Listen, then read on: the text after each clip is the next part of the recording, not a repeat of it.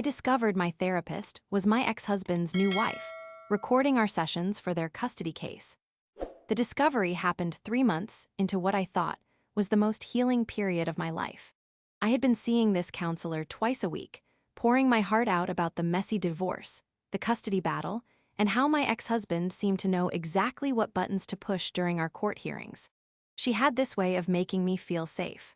Like nothing I said would ever leave that room with the soft beige walls and the plant that always seemed perfectly watered. My daughter had been staying with her father more often lately, and every time she came back, she seemed different somehow. Not distant exactly, but like she was carrying secrets that were too heavy for her 8-year-old shoulders. The custody arrangement had been temporary while we worked through the legal mess, but something felt off about how confident my ex had become in recent weeks. The breakthrough moment came during what should have been a routine session. I had been talking about my childhood, sharing memories I had never told anyone before, when I noticed something strange. The small recording device, I thought, was just a decoration on her bookshelf, had a tiny red light blinking.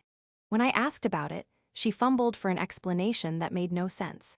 That evening, I could not shake the feeling that something was terribly wrong. I started thinking about all the coincidences that had been piling up over the past few months. How my ex seemed to know about my therapy appointments even though I had never mentioned them. How he brought up specific things during our arguments that I had only discussed in that beige room. The way he smirked during our last mediation session when I mentioned struggling with anxiety. I decided to do something I had never done before in my life. I hired a private investigator. The woman I found specialized in cases involving custody disputes and had seen everything. She was expensive, but something deep in my gut told me this was necessary. Within 2 weeks, she had uncovered information that made my blood run cold. The woman I had been trusting with my deepest fears and insecurities had married my ex-husband just 6 months after our divorce was finalized. They had kept it quiet, using her maiden name professionally and his last name in their personal life. She had been recording our sessions from the very beginning, gathering ammunition for him to use against me in court.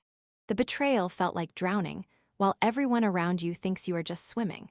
I had opened my heart to someone who was systematically documenting my vulnerabilities to help the man who had already broken me once. Every tear I had shed in that office, every moment of weakness I had shared, had been weaponized against me. But the story gets even more twisted. As I dug deeper with my investigator, we discovered that this was not their first rodeo. She had done this before with at least 2 other women, both of whom had lost custody of their children. The pattern was always the same. She would establish herself as a trusted counselor, gain access to their most private thoughts and struggles, then use that information to help their ex-husbands build stronger custody cases. The rage I felt was unlike anything I had ever experienced. It was not just anger about the betrayal, but fury at how calculated and cold-blooded their scheme had been. They had turned my healing journey into a weapon against me, and I had paid them for the privilege of my own destruction.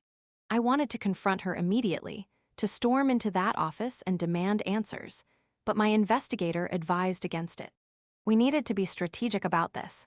If we moved too quickly, they might destroy evidence or find ways to discredit what we had discovered. Instead, we had to play the long game. For the next month, I continued going to sessions, knowing exactly what she was doing but pretending everything was normal.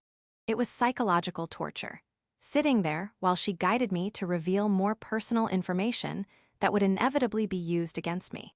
But I needed to gather more evidence, and I needed to understand the full scope of their operation.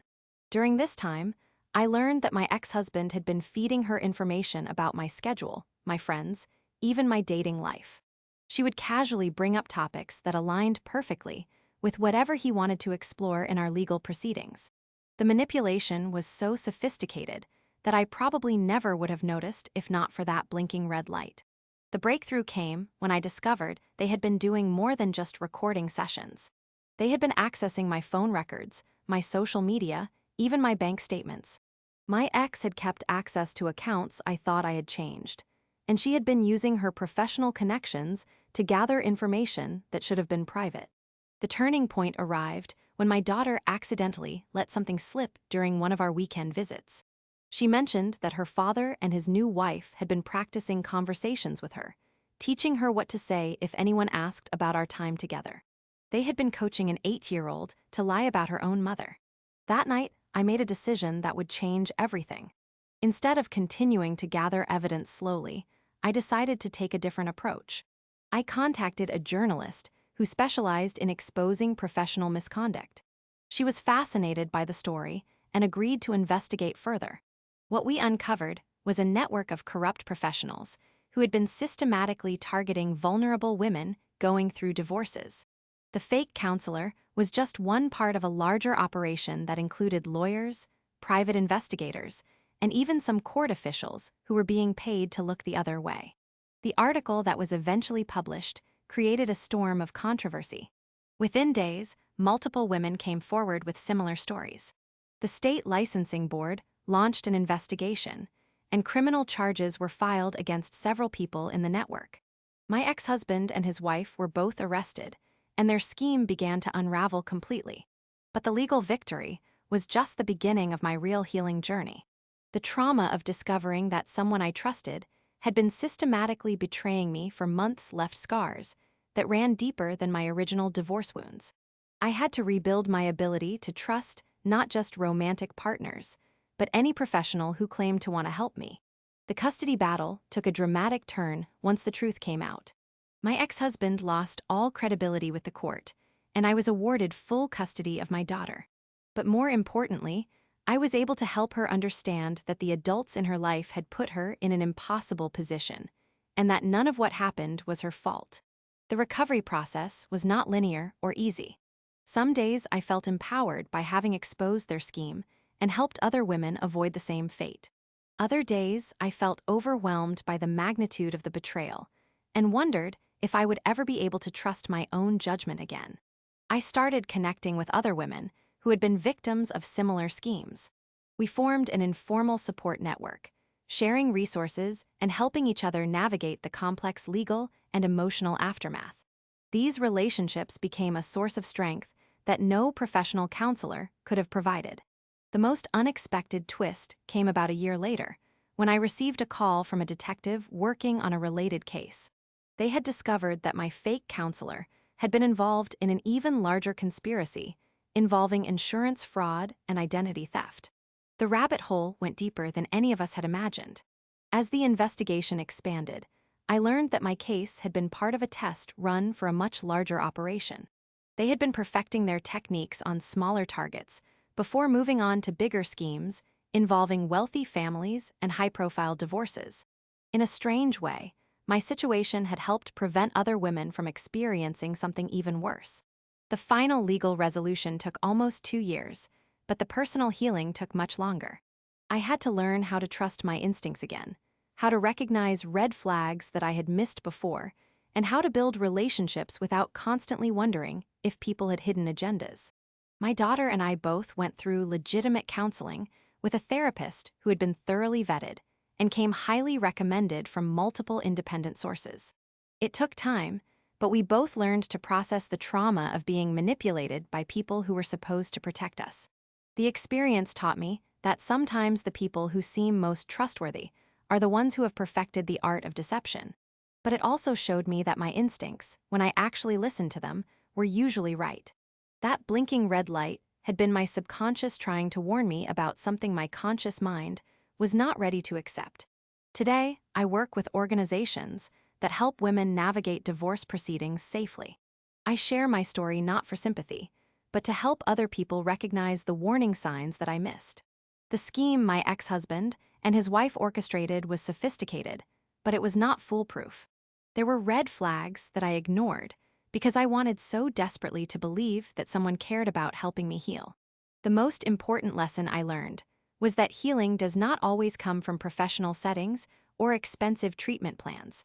Sometimes it comes from connecting with people who have walked similar paths, from trusting your gut when something feels wrong, and from refusing to let other people define your worth or your truth. My relationship with my daughter is stronger now than it ever was before. She learned early that adults sometimes make terrible decisions, but she also learned that it is possible to fight back against injustice and win. Those are lessons that no custody battle or divorce decree could have taught her. Looking back, I realized that the most dangerous part of their scheme was not the recording or the manipulation, but the way they made me doubt my own perceptions. They convinced me that my instincts were unreliable, that my memories were flawed, and that I needed their guidance to understand my own life. The truth is that I knew something was wrong from the very beginning. I just did not trust myself enough to act on that knowledge. The blinking red light was just the final piece of evidence that confirmed what my heart had been trying to tell me for months. Now I tell other women to trust that inner voice, even when everyone around them is saying something different. Our instincts exist for a reason, and learning to listen to them might be the most important skill we can develop in a world where people are not always who they claim to be.